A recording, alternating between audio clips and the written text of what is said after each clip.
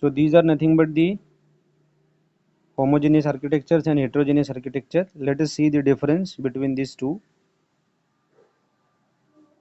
Here I am having a homogeneous architecture and here I am having a heterogeneous architecture.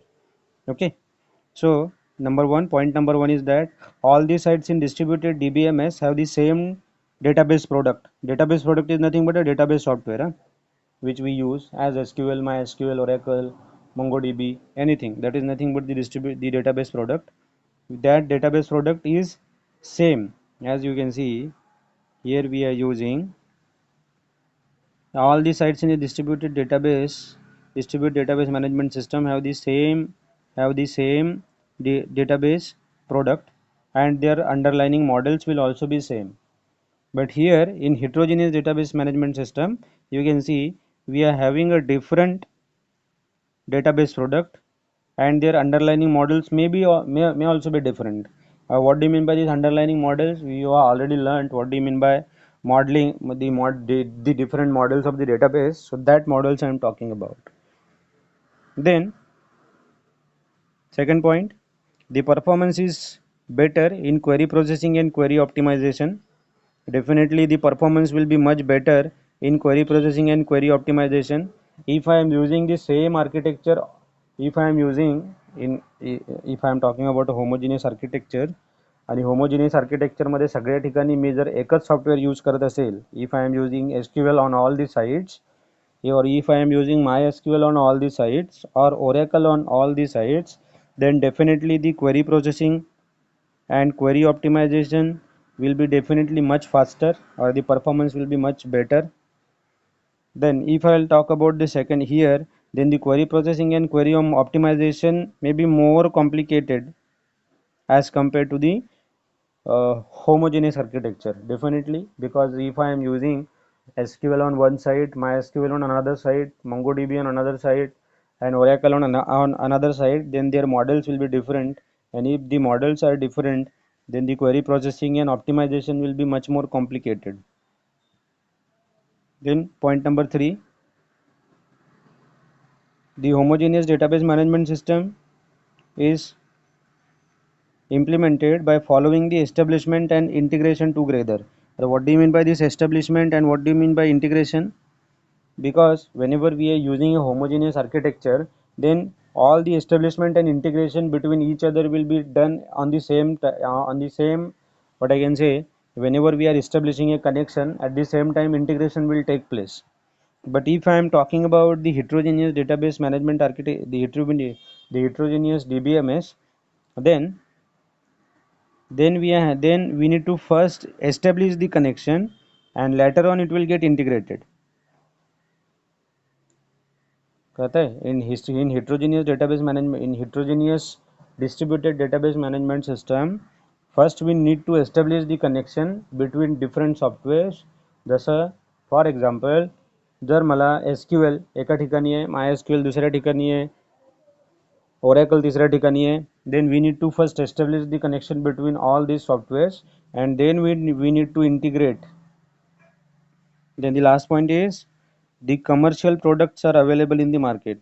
So homogeneous distributed database for homogeneous distributed database management system, there are commercial products available in the market, right?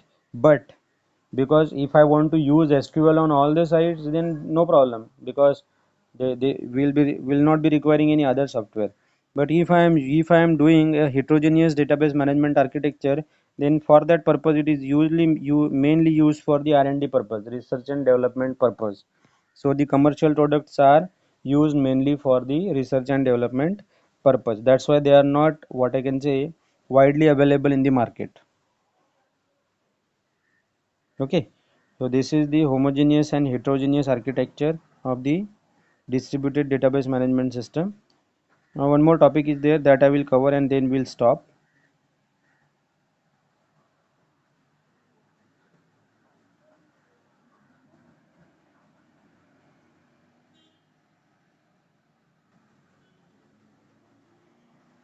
That is nothing but the architecture of distributed database management system. How this architecture look like? So there are two parts you can see. This is nothing but the client side, and this is nothing but the server side. This is the client side and server side, and in between there will be a network connectivity. So the client side and server side, how they are taking place, for that purpose you will see the client generally asks for the user. So you can see here, this client, there are communication software between, this is the communication software of the client, and this is the communication software of the server.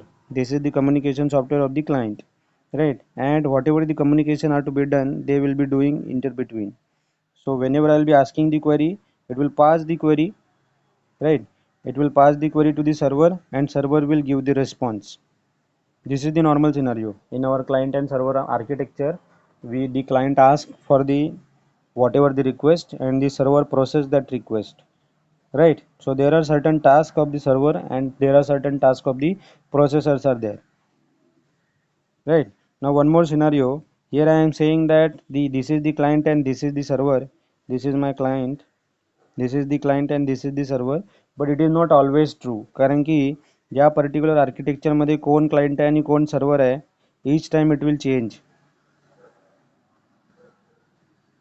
You can see on the first time, if I am saying this is my client and this is my server, right? Second time if I will say now this is my client and this is my server, so it will change randomly, because the all the sites now here in this scenario, all sites are connected, all are servers and all are client.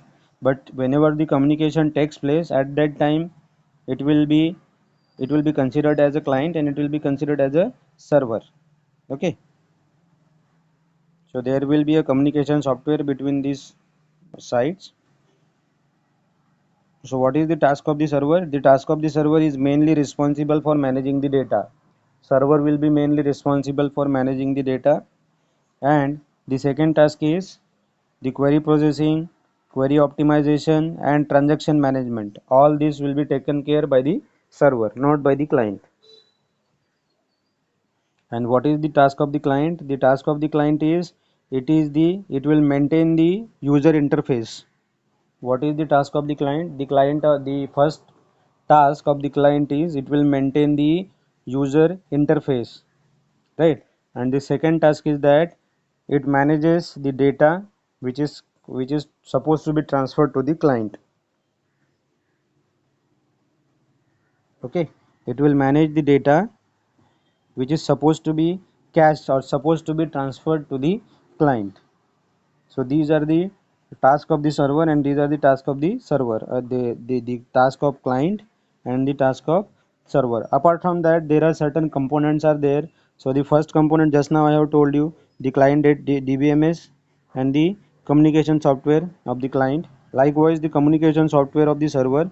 Apart from that, there is a term that is called as semantic analysis. We will be requiring semantics. Why we will requiring the semantics? Because when we have started with the query processing and query optimization module number 1, there I have told you why there is a semantic analysis is required. Because whenever we are writing a query, it will get transformed into a relational algebra expressions, and then it will get checked for the semantics, right? Later on, the query will get optimized. If the semantics is okay, then it will get transformed to the query optimizer. The query optimizer will optimize the query and it will execute the query, right? And after that, we are having one more that is called as transaction manager. For transaction management, whenever we are performing the transactions, for transaction management, we are having a transaction manager. And apart from that, we are having one more term that is called as recovery manager. One more term that is called as recovery manager. Now what do you mean by recovery manager? First of all, what do you mean by recovery? Recovery is nothing but, we have seen deferred database modification and immediate database modification, log based recovery, right? So that is nothing but the part of the recovery. So that recovery manager will take care of. So here these are the parts of the distributed database management architecture. On the client side what is there, and on the server side what is there. Okay, hope so you people have got it whatever I am trying to tell you. Still, if you are having any kind of doubt, you can ask me. Okay.